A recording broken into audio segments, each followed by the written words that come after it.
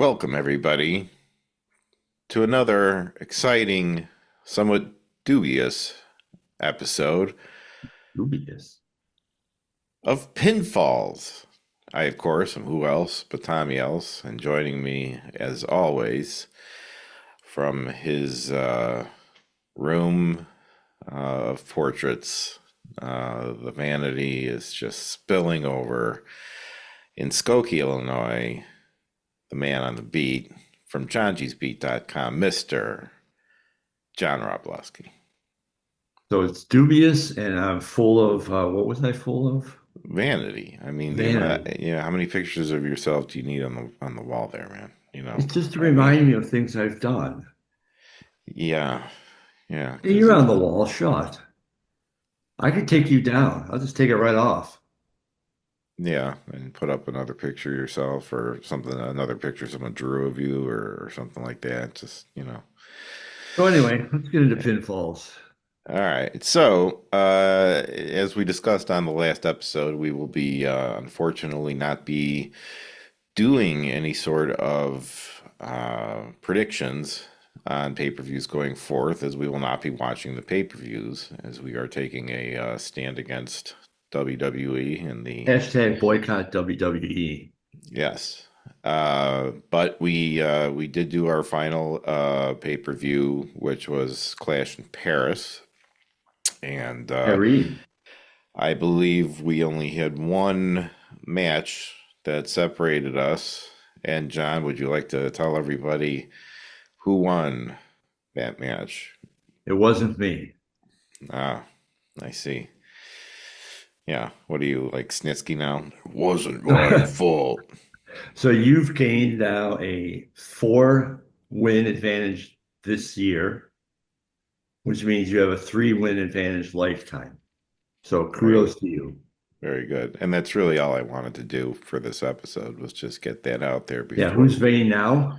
we take a hiatus. Just let everybody know that you know, we are very hopeful that we will come back to that format. It's something I think we both do enjoy a lot, and if the WWE can get its stuff together, or TKO really,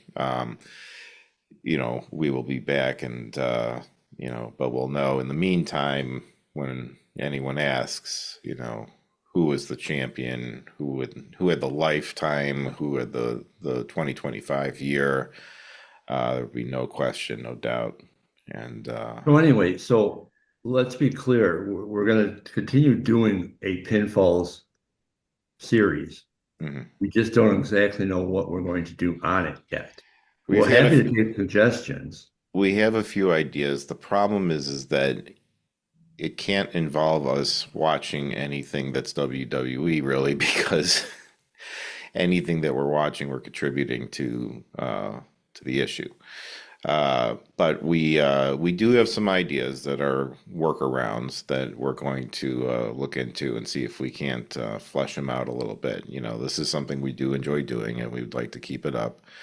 But I did want to kind of give an update as to where things are at with the WWE and TKO in particular, as they really are the culprits in this whole situation.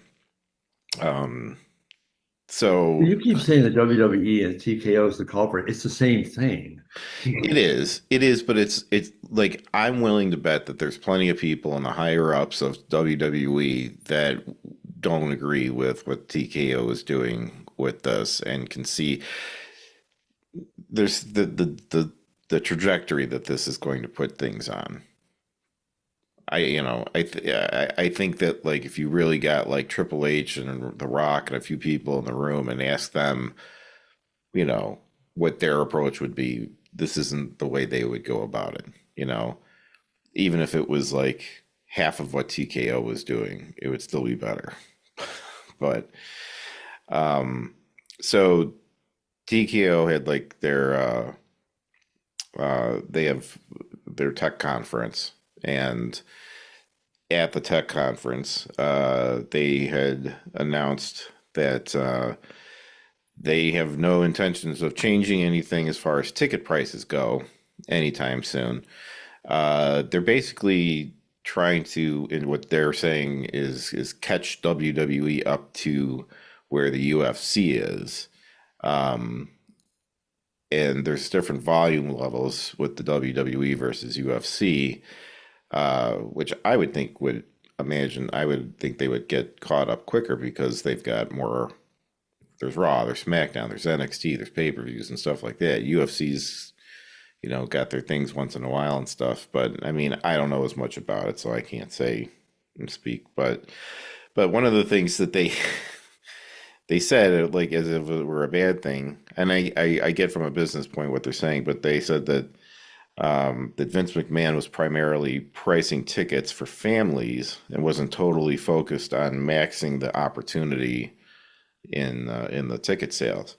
So yeah, he wasn't charging the absolute most that he possibly could have, and he was Right, but making. But that's what you're supposed to do, and you play the long game that way because that's the key. you'll make more money on it that way because then that That's the family key. gets to go to the show. The kids have a great time. They want to come back again.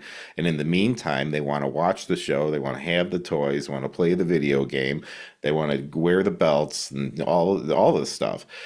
And TKO is just like, nope, screw it. We're just gonna just we're Well, just gonna. look no further than the Chicago Blackhawks, who, I'm not sure when it made the change, but when I was growing up, you couldn't see them on TV. They refused to do to go into the pay-per-view and all that. Or, I mean, they refused to go on free TV. You had to pay for and the fan base went south completely. The Hawks were huge in the 60s, early 70s, and then it went downhill. When did it come back? When they started putting games out, all over the place. TKO had also made mention that like now they're like, so if they come to your city and you guys aren't like selling out the events, then that city gets like bumped to the bottom of the list for future places. So it's like you have to prove to them that you're worthy of them coming and putting on a show for you and charging you an arm and a leg That's what I on say. top So of you it. got to sell out an overpriced stadium for them to come back. Right. That's weaponizing money. I mean, it's just And it's like, gouging as well. and then They're going to lose fans. yes, and then It on might top, take a while. yeah, I don't expect this to be an overnight thing, unfortunately. I mean, like anything like this is just going to take a while.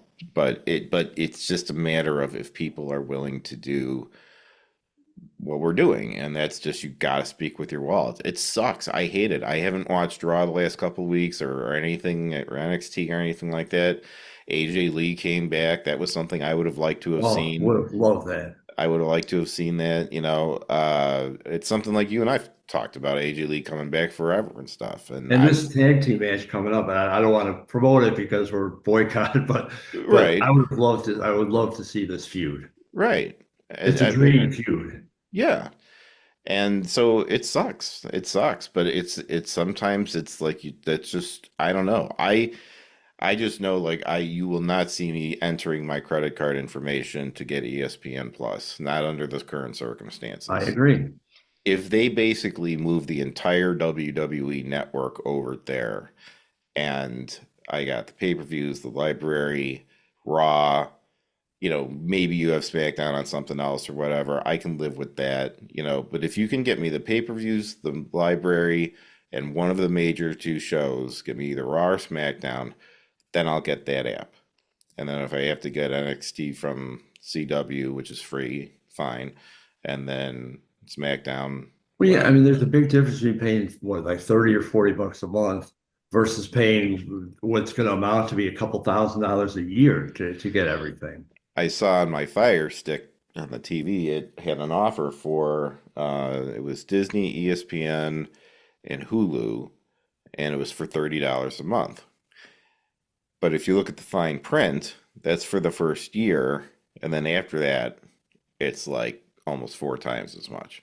So it's I like wonder they're if they're do you think trying to they'll go hook. the route of like Sirius Radio or Sirius, yeah, Sirius satellite radio, who started out with a high price and then, they lost a ton of, they weren't getting subscribers. So now it's basically they dropped the price to like $9 a month, which is reasonable. And they Well, got the if numbers that, back. I mean, that's another thing. I mean, they could just, drop the price down dramatically too. I don't know, but I would hope that something like that will be the effect of this. Absolutely.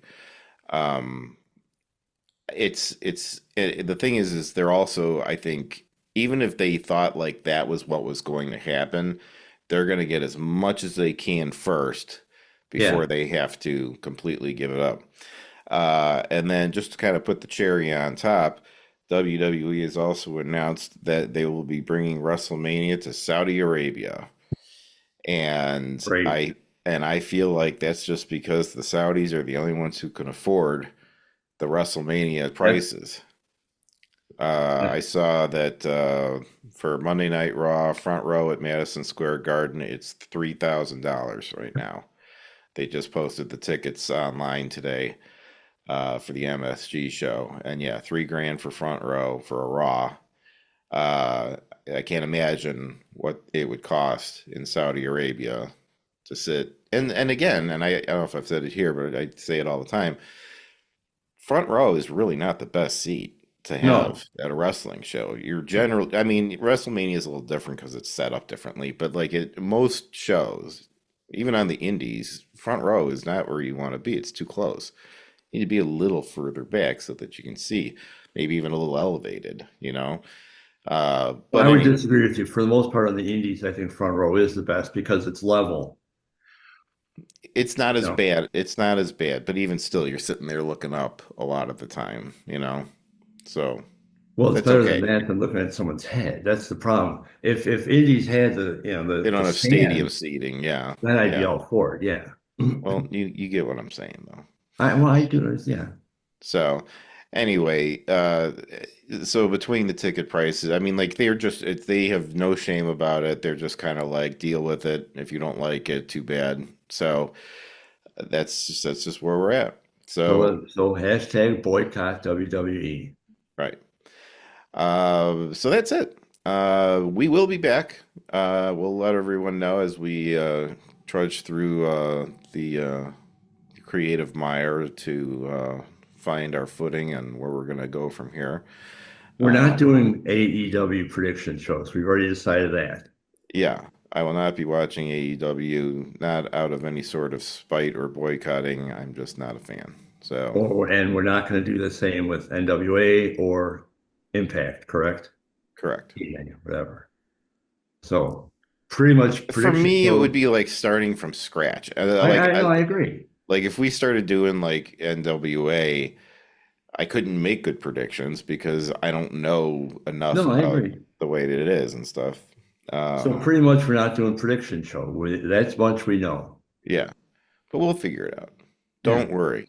Don't worry, folks. Folks, we'll always be here for you. There's always the John G. Earls podcast you can catch us on.